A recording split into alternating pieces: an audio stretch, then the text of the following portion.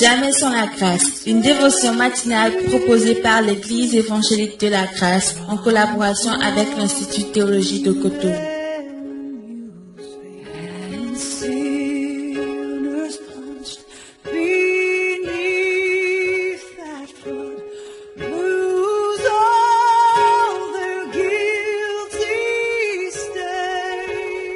Bonjour chers amis, chers internautes, nouvelle journée, bienvenue dans cette dernière dévotion de cette semaine autour de Philippiens chapitre 1, le verset 6. Je suis persuadé que celui qui a commencé en vous cette bonne œuvre la rendra parfaite pour le jour de Jésus-Christ. Amen. Seigneur, merci beaucoup parce que tout ce que tu fais, tu le fais pour un but. Bénis cette journée, bénis ta parole au nom de Jésus. Amen. Alors cette semaine, nous avions médité autour de cette expression « Je suis persuadé ». Je suis persuadé. Et donc, on a vu le prix que notre Seigneur a payé. On a vu son désir d'être en communion avec nous et on a besoin de le connaître, n'est-ce pas? On a besoin de le connaître et la Sunamite le connaît bien. Donc, je reviens comme promis sur ce passage de Cantique des Cantiques, le chapitre 2, le verset 3, où il est écrit « La Sunamite faisait une description de son bien-aimé et elle dit ceci.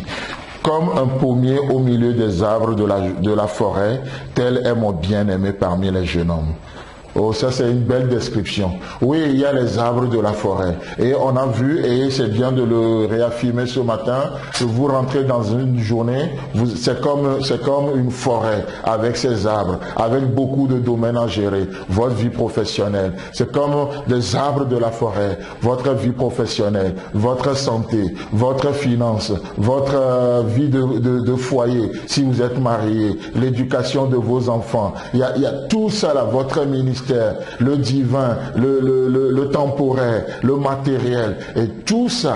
Et il est dit, et Jésus-Christ est au milieu de tout. C'est beau de voir que Jésus-Christ est intéressé par chaque domaine de notre vie.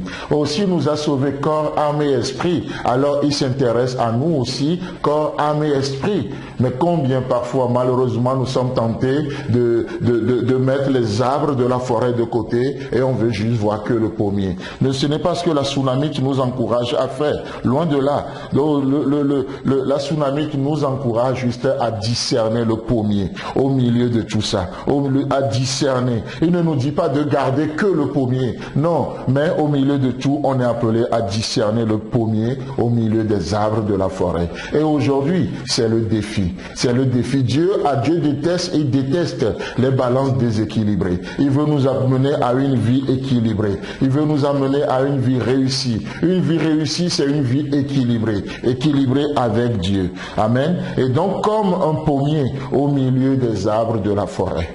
Tel est mon bien-aimé parmi les jeunes hommes. Et il continue en disant, j'ai désiré m'asseoir à son ombre, et son fruit est doux à mon palais. Là, nous voyons deux choses que le pommier nous offre. Deux choses rapidement que le pommier nous offre. La première chose, c'est son ombre. J'ai désiré m'asseoir à son ombre. L'ombre de ce pommier. Oh, nous savons que ce que cela représente dans un pays brûlé par le soleil comme Israël. En Palestine, un pays poussiéreux, un pays brûlé par le soleil, et lorsque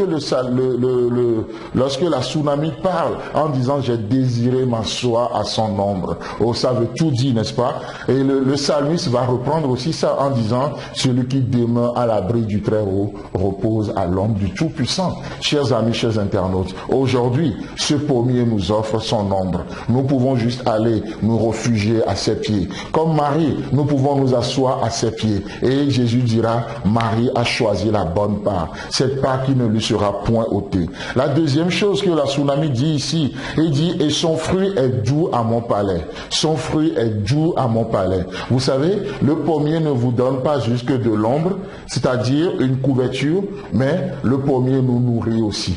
Et c'est ce que Jésus veut faire. Et c'est ce que Jésus fait dans cette journée. Il nous nourrit, il nous désaltère, il nous permet de nous lever pour aller en forêt.